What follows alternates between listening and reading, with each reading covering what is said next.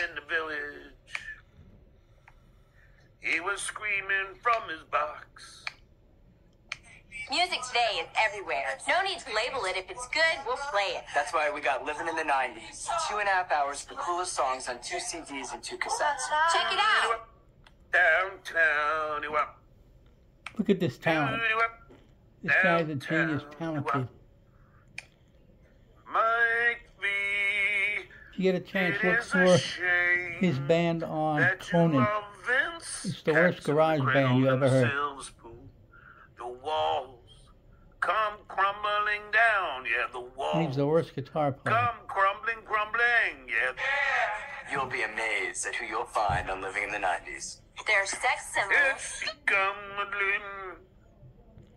Come on, remember the words, stupid. Yankees, if we're behind with Basketball stars. Yankees, everyone. The sensitive rockers. That's the way to guide. 'Cause out alone. Legendary artists. Lonely. Living in the 90s has the songs you know, the songs you love, and the songs you just can't live without. It's only a paper room. I went down this road, wasting my time on in my life. Hit me with your best shot. Why don't you hit me with your best detachable penis? Don't you know you're embarrassing yourself? Detachable penis. You dummy. There's only one thing left to say about Living in the 90s. Why can't we be friends? Why can't we? To order, call the number on your screen or send check or money order. 2 CDs, $26.99. 2 cassettes. For an interview with her and Shuli, I get dragged through the mud. You get dragged through the mud.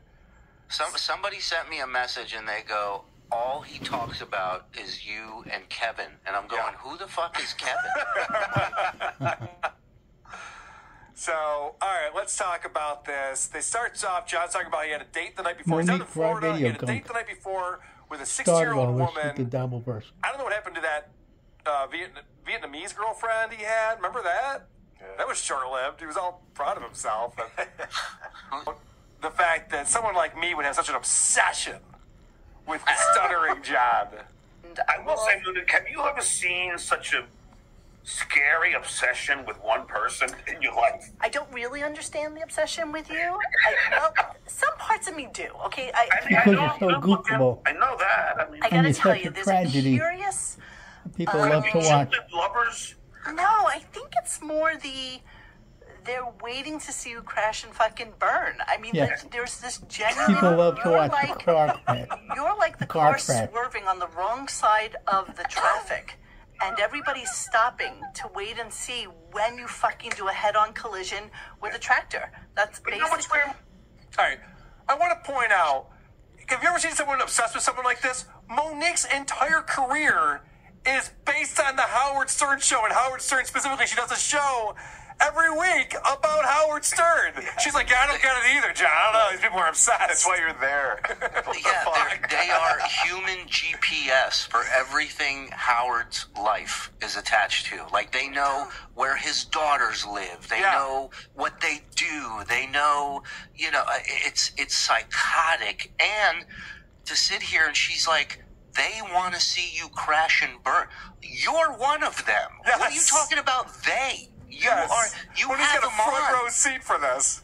Yeah, you have him on because you know he's going to crash and burn. Like, get the fuck out of here. So then John goes on to talk about how they don't boo nobodies.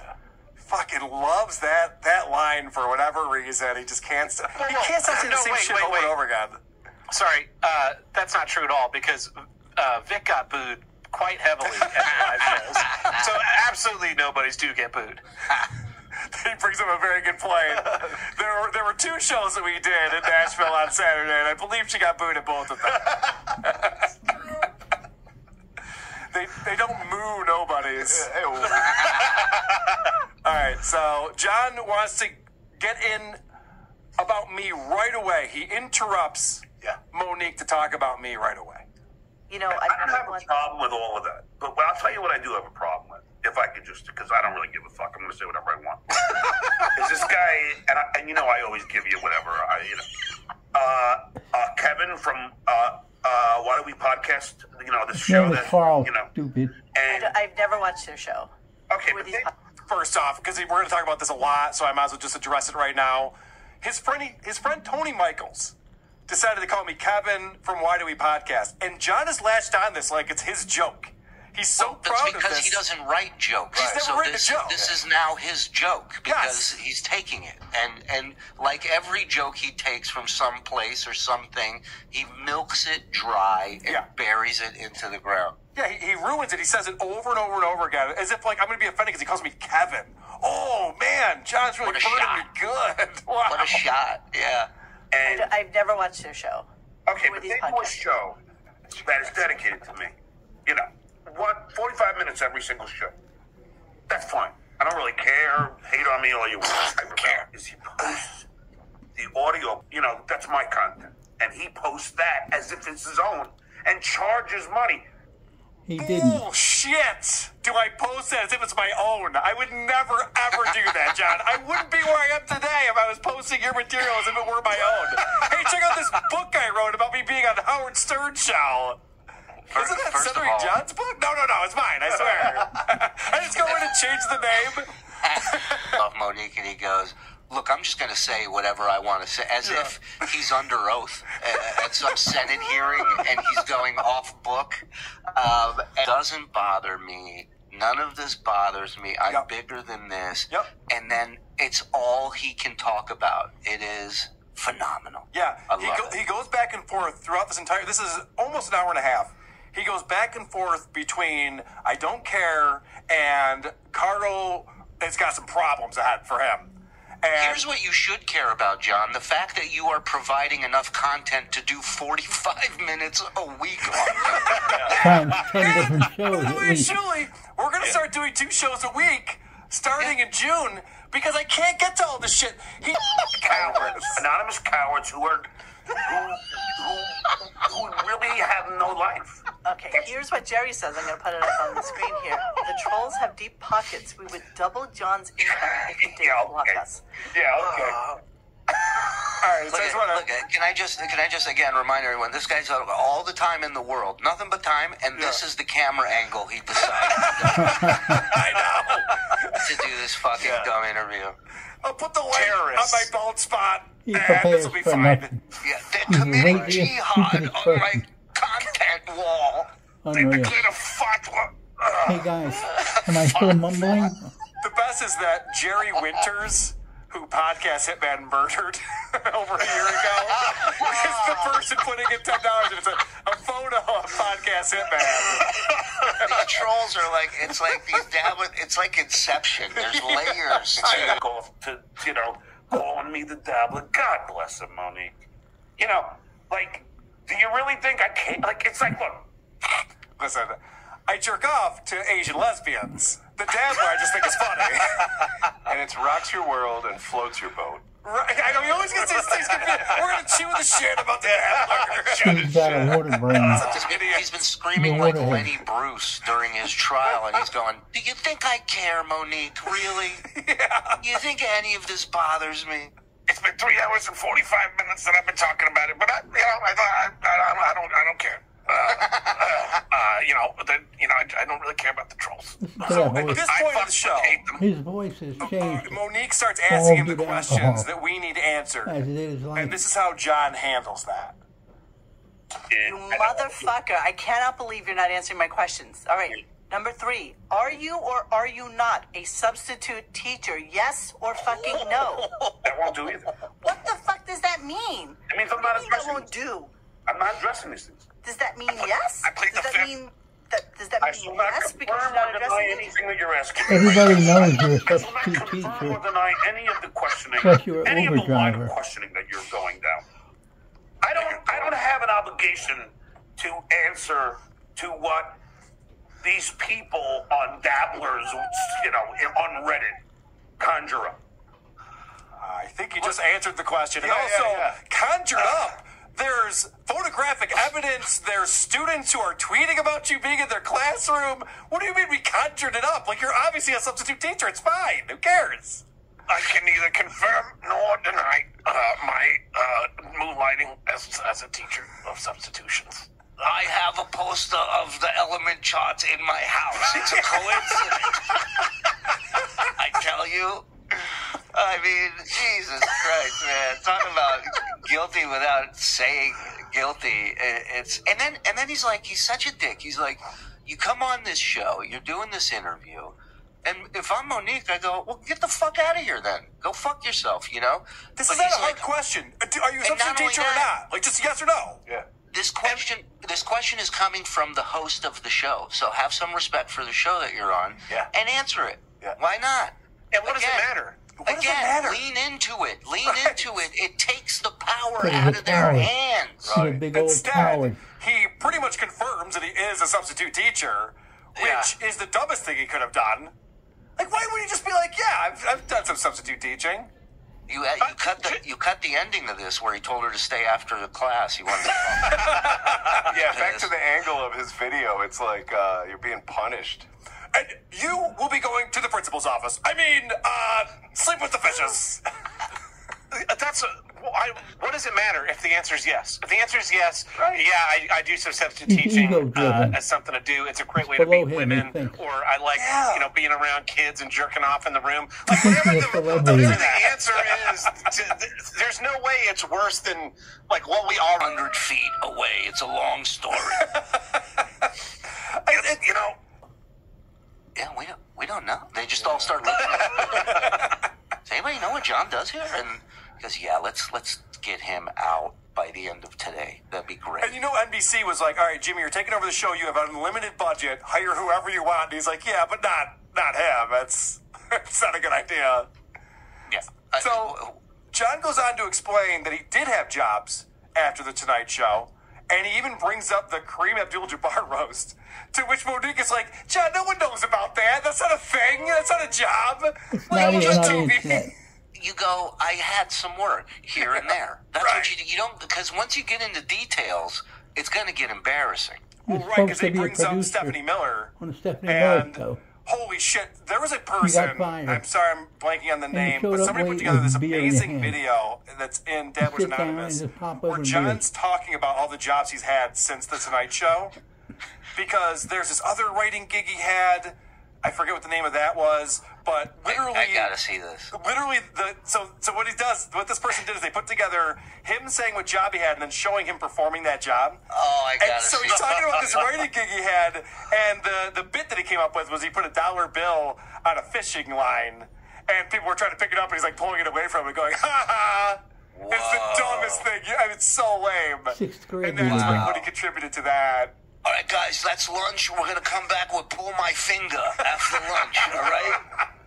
I've been saving one in the chamber for this bit. It's going to be great. I'm going to need 2 mics on my ass. I'm going to try and double combo it up with you got something on your shirt. I'm going to try that. All right. So here's a question for you, Shuli. Yeah. Who do you think had the best career post-Howard Stern? Of the Howard Stern team, staffers. What do you think John will say to that? Himself. Yeah, there's no doubt about it. Who do you think made the most of their afterlife when leaving Stern? I'm going to throw out to you that Scott seems really fucking happy as a retired guy. He looked Actually, I would say me, wouldn't you?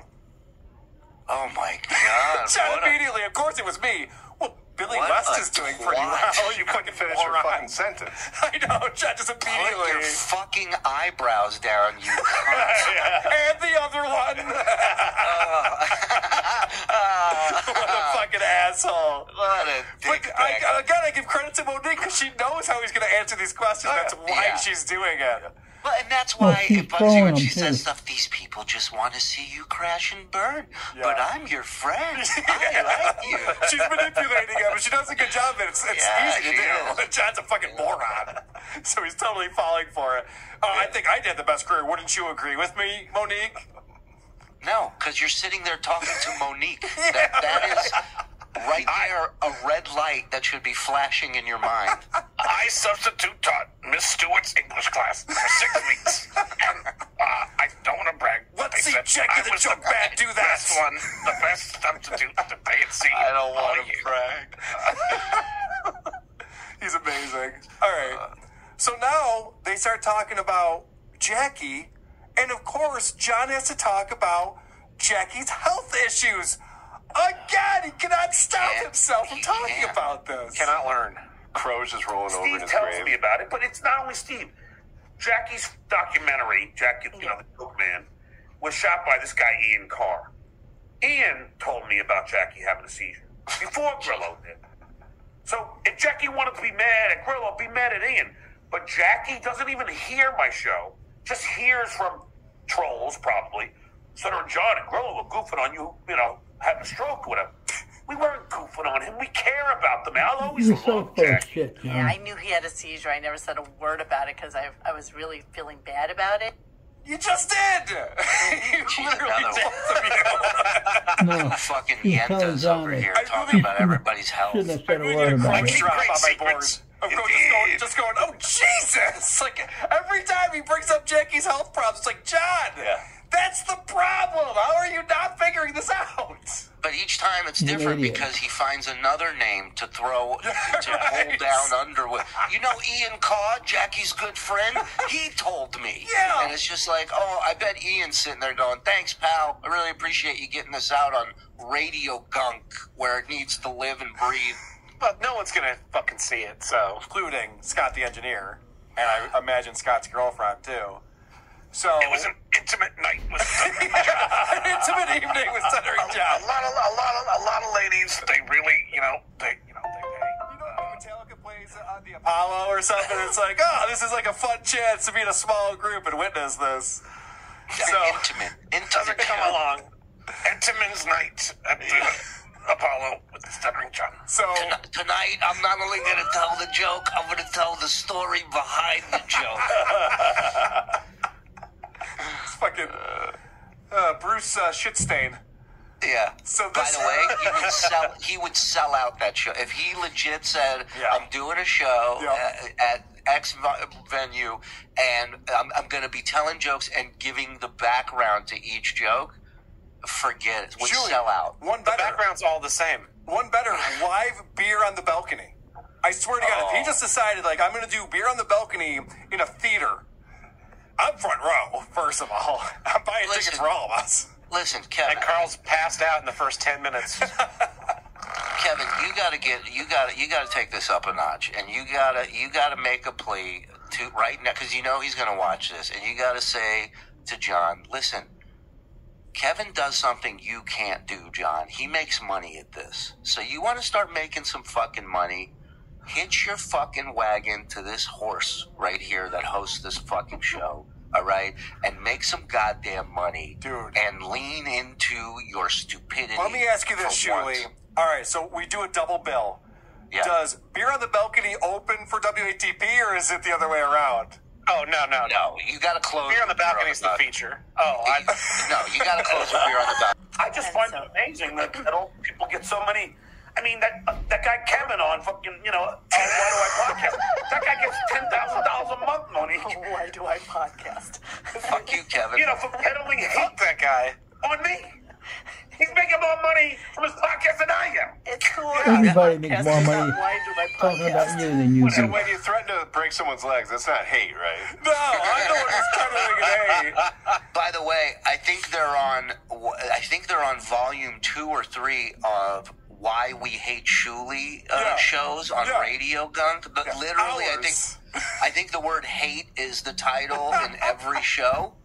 So I don't know what. Literally said, Shuli, and you've heard me on here say that I love Stuttering John. I love Patrick Michael. Yes. Yeah. But I love these guys because they're so funny, and we get so much content out of them, and it's great. But my favorite part about that clip that we just played is John just admitted that I make more money off of John than he makes off of himself.